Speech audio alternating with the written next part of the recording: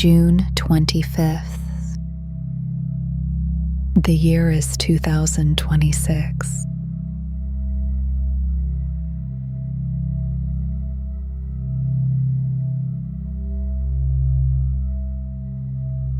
The world is still.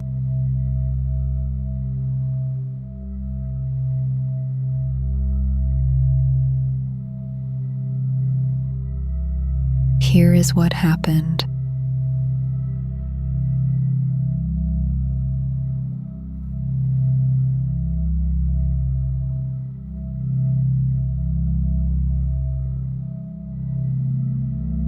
Two major earthquakes struck northern Venezuela on Wednesday evening.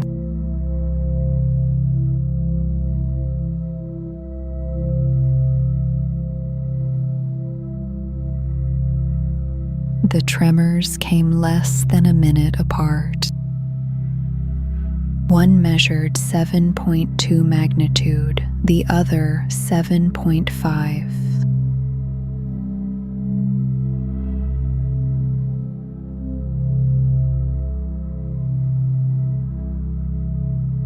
At least 32 people died and about 700 were injured, according to the country's acting president.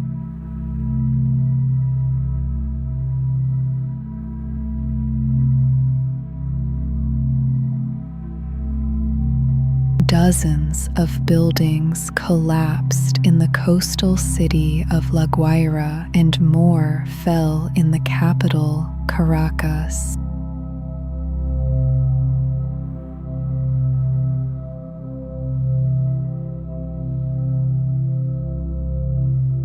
The acting president said the death toll was expected to rise as rescue workers searched the rubble.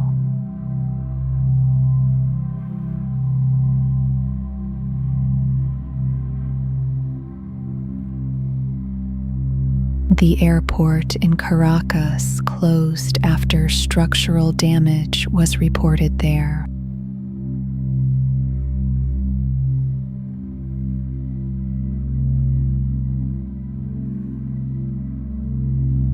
The 7.5 magnitude tremor is the largest earthquake to hit Venezuela since 1900.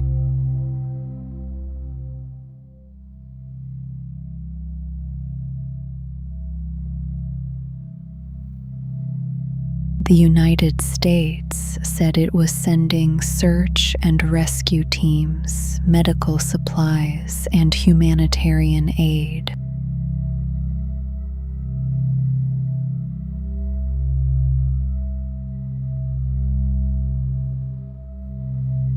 Colombia, Brazil, and several other countries also offered rescue and medical support.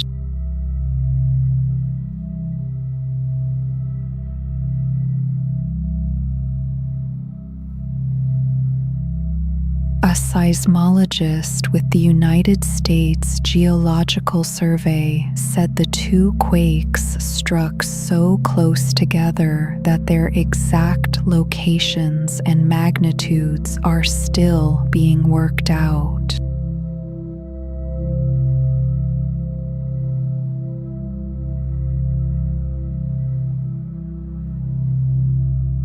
The full scale of the damage is not yet known. More will be clear in the coming days.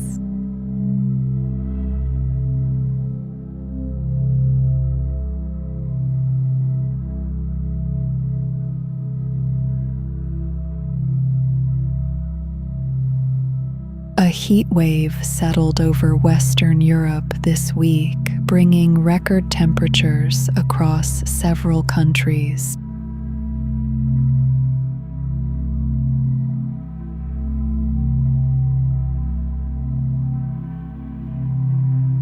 France recorded its hottest day since measurements began in 1947. A national average of 30 degrees across day and night.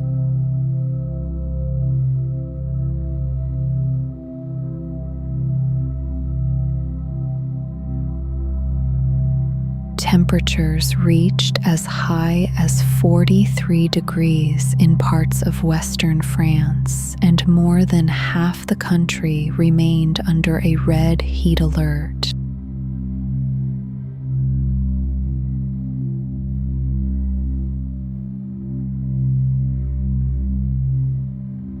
Tens of thousands of homes in the West lost power.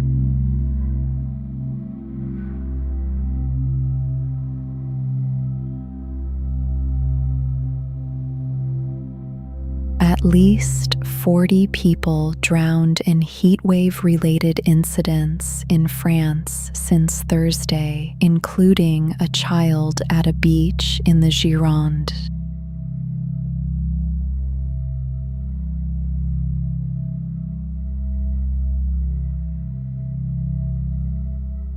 The Eiffel Tower and the Louvre closed early. The Louvre spokesperson said the building was not sufficiently adapted to the heat.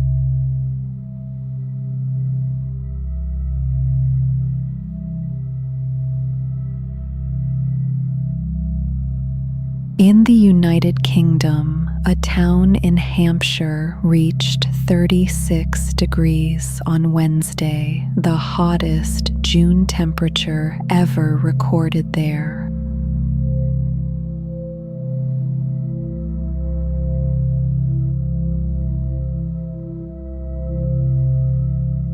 Spain's daily average temperature on Tuesday was the highest ever recorded for June, and red alerts remained in place for parts of the north.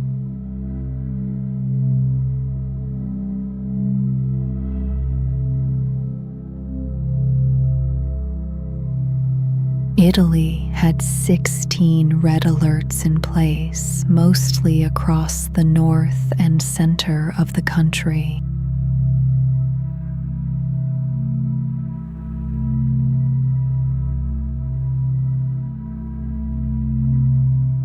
Germany, the Netherlands, and Belgium are expected to see peak temperatures nearer the weekend, and warnings have been issued for Poland, Croatia, and Hungary as well.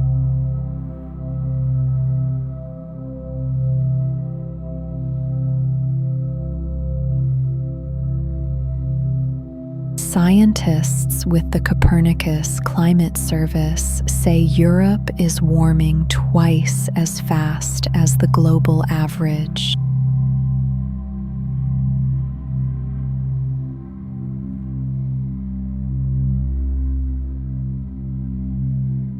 Some relief is expected from Friday as temperatures are forecast to gradually fall.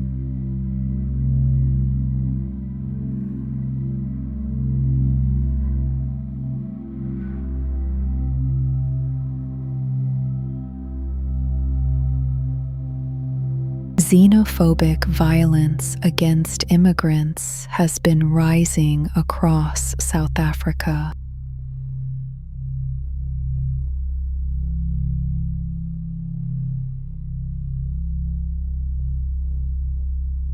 Mobs have marched through cities demanding that foreigners leave, and several migrants have been killed.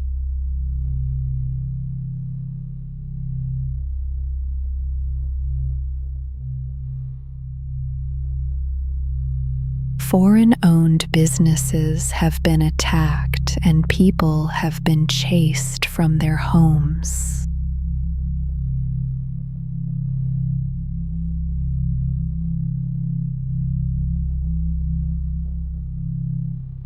In Durban, thousands of Malawians fled the violence and camped in the open in winter, waiting for buses home.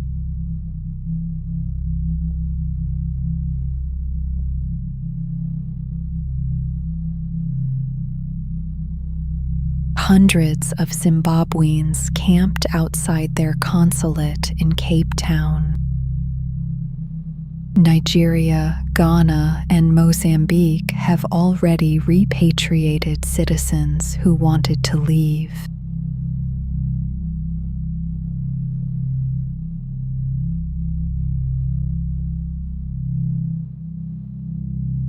The country has seen this before. Xenophobic riots in 2008 left more than 60 people dead and tens of thousands displaced, and there were deadly riots again in 2019.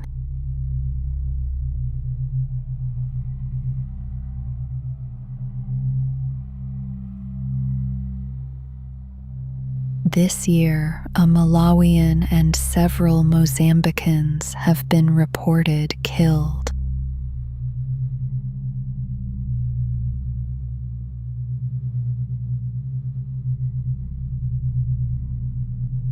The main movement driving the current unrest is called March and March. It has told all undocumented immigrants to leave by the end of June.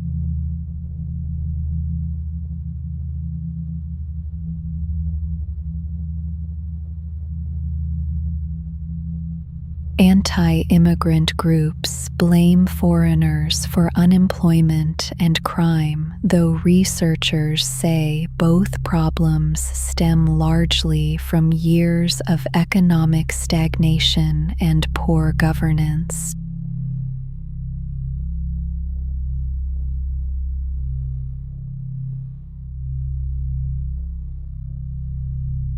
South Africa's official unemployment rate stands at over 30%, with youth unemployment above 60%.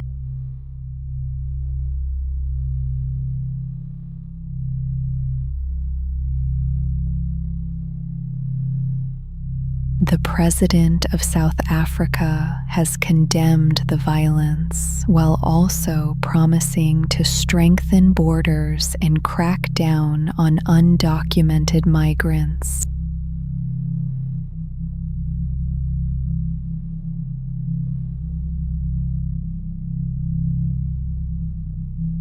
More than 1,000 kilometers of border and decades of tension make that a difficult line to hold.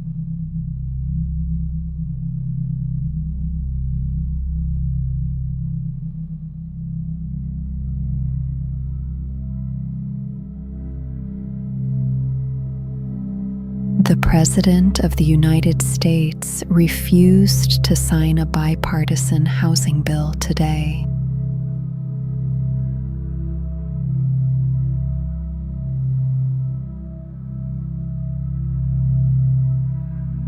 The bill passed with 85 votes in the Senate and nearly 400 in the House, well above the threshold to override a veto.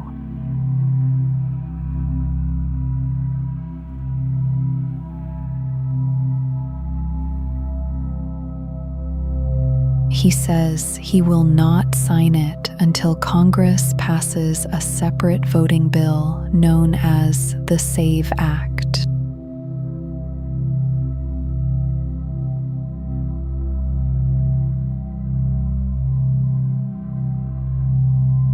That voting bill has little chance of passing the Senate, where the filibuster remains in place.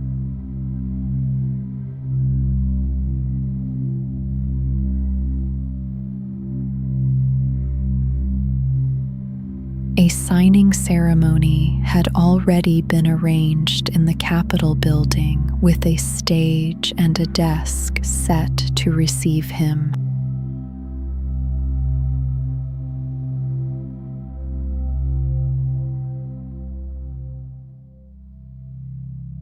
About an hour before he was to leave, he posted on social media that he would not attend.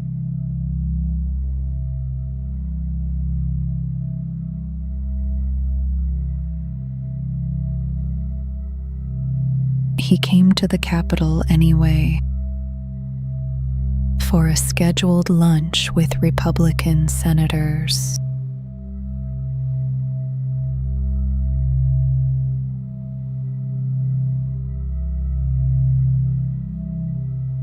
That meeting turned largely into an argument over a separate matter, and he did not take questions on the housing bill.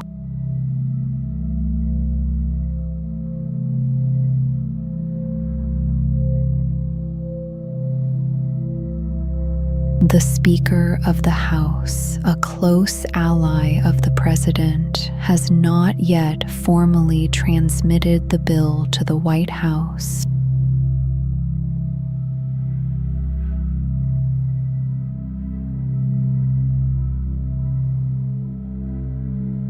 That transmission starts a 10-day clock, at the end of which the bill becomes law without a signature.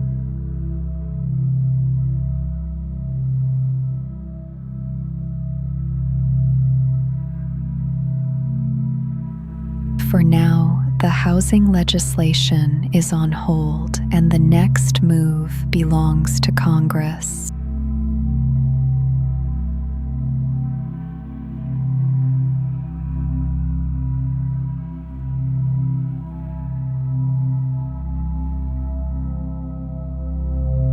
Protests broke out in Nairobi today, 2 years after deadly anti-government demonstrations swept Kenya.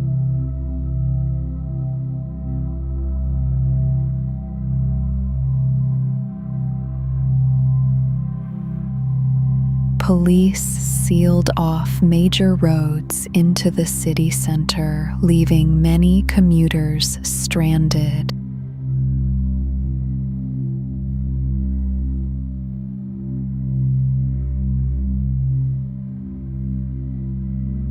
Fires were reported in the Githurai area near Nairobi, and officers used tear gas to disperse crowds.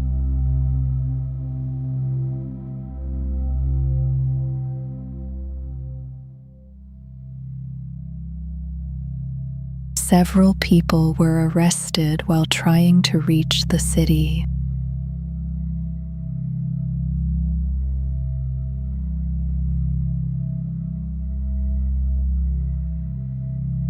The protests mark the second anniversary of demonstrations against proposed tax hikes in June 2024.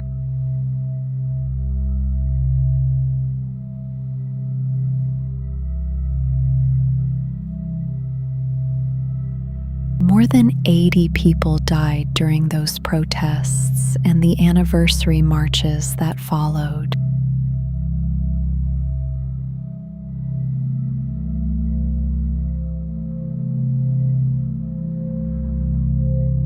Demonstrators are calling for justice for those killed and injured.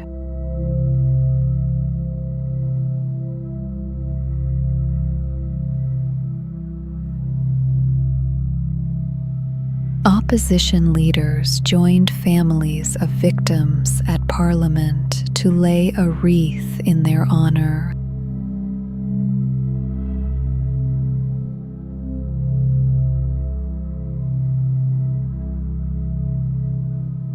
The President of Kenya said people had a right to protest, but warned that anyone who destroyed property would not be tolerated.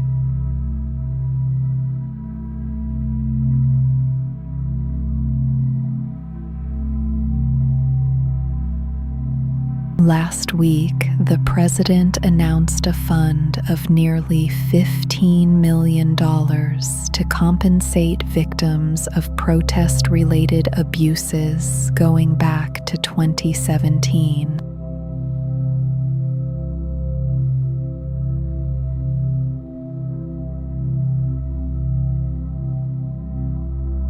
Human rights organizations rejected the plan, citing excluded victims, low payouts, and a lack of accountability.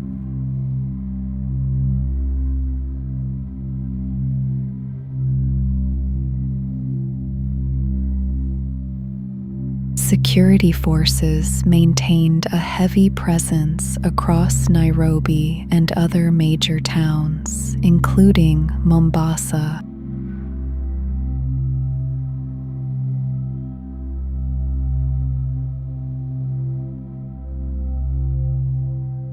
More is expected to become clear as the day continues.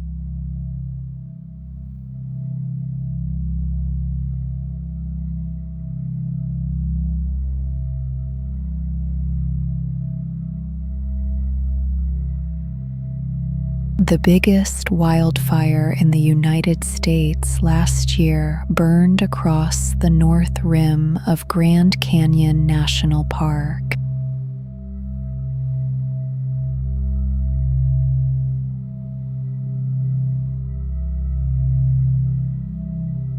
The fire started as a lightning strike on the 4th of July and burned for nearly 3 months.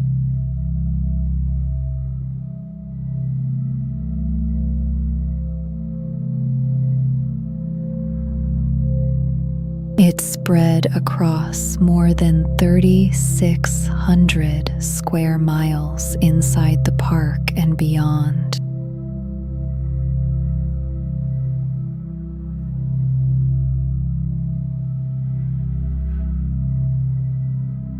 "113 structures were lost, including a century-old lodge and dozens of cabins.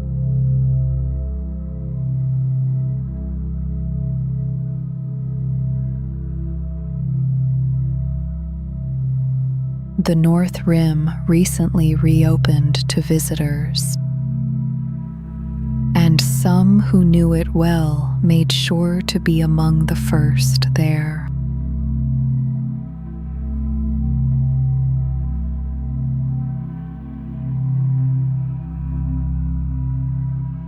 One musician had lived and worked at the lodge for years, writing songs in its sunroom.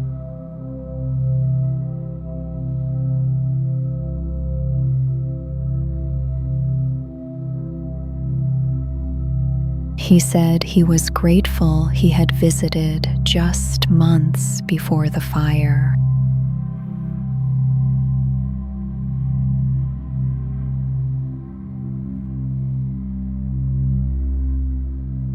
Park officials say it is not yet clear how much rebuilding will cost.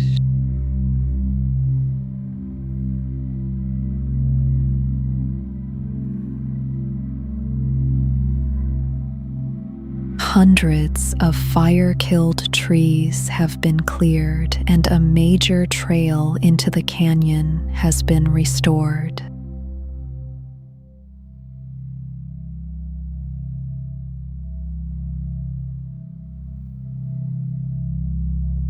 Recovery of the land is underway,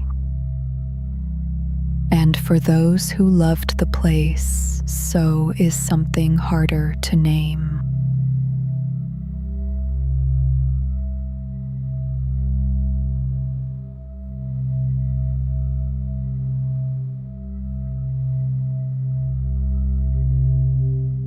Here is what happened.